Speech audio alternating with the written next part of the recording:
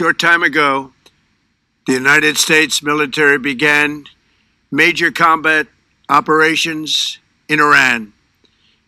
Our objective is to defend the American people by eliminating imminent threats from the Iranian regime, a vicious group of very hard, terrible people.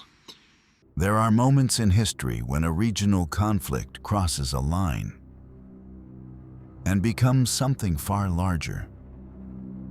What began as a war between Israel and Hamas has now expanded into direct military confrontation between Israel, the United States, and Iran. Airstrikes have hit Iranian military and nuclear-linked facilities. Missiles have been launched at Israel and U.S. Bases across the Middle East. Airspace has closed in multiple countries. World leaders are scrambling to prevent a broader war. Tonight, we break down how this started, what just happened, and what comes next. To understand where we are now, you have to go back. The modern roots of this conflict stretch back to 1948, when the State of Israel was established. The creation of Israel triggered immediate war with surrounding Arab nations and set off decades of unresolved territorial, political, and religious disputes. Over time, the Israeli-Palestinian conflict evolved through multiple wars, uprisings, and failed peace efforts.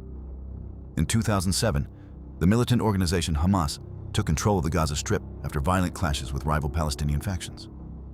Israel, citing security concerns, imposed a blockade on Gaza along with Egypt. Rocket fire from Gaza into Israeli territory triggered repeated Israeli air campaigns over the years. Each round of fighting would end in fragile ceasefires. None resolved the underlying conflict. Then came October 7th. Hamas launched a coordinated assault into southern Israel, crossing the border, attacking communities, and taking hostages. Thousands of rockets were fired in a matter of hours. Israel declared war.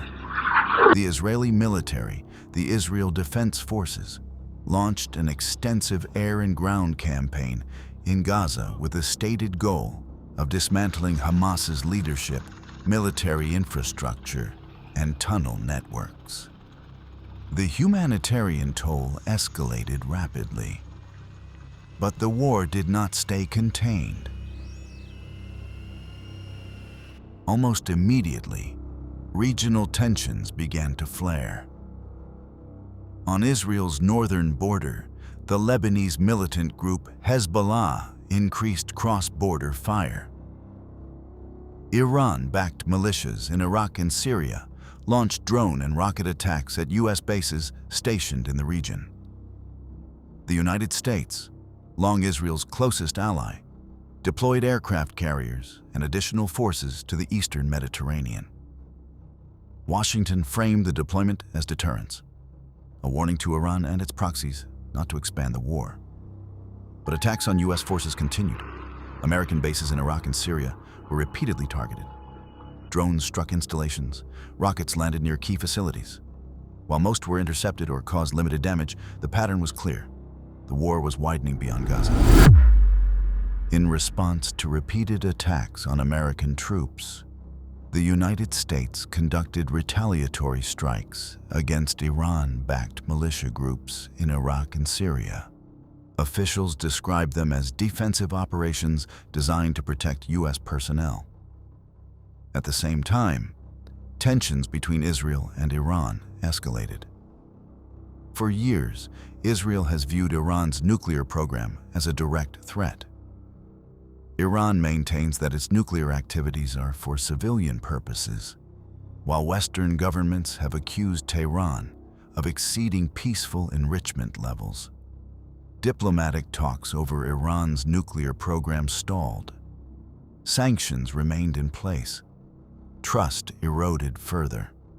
Behind the scenes, military planning intensified. On February 28, 2026, the conflict crossed a major threshold. the United States and Israel launched coordinated airstrikes inside Iran. According to official statements, the operation targeted military infrastructure, missile systems, and facilities linked to Iran's nuclear and strategic capabilities.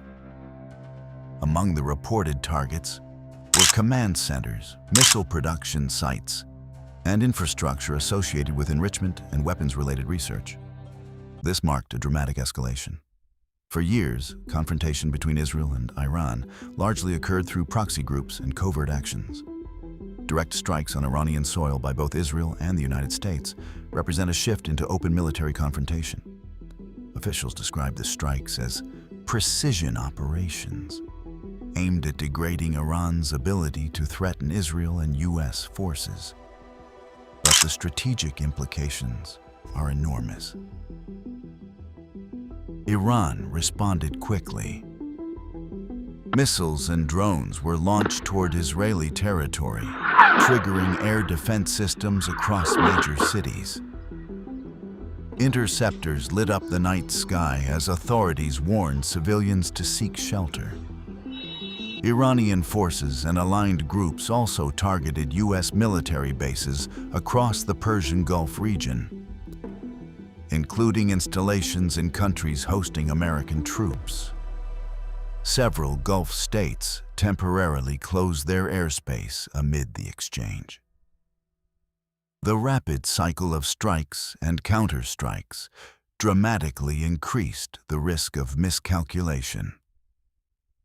When multiple nations are launching missiles within hours of one another, escalation can happen quickly. What makes this moment particularly dangerous is the number of actors involved. Israel remains engaged in Gaza while facing threats from the north. Iran is balancing retaliation with the risk of triggering a larger war. The United States is defending its forces while attempting to deter broader escalation. Global powers are monitoring the situation closely. Energy markets respond immediately to instability in the Gulf. Shipping routes near strategic choke points face heightened security concerns. Diplomatic channels remain open, but fragile. If nuclear-linked facilities continue to be targeted, Iran may escalate further. If U.S. personnel are killed in retaliatory strikes, Washington could respond with additional force.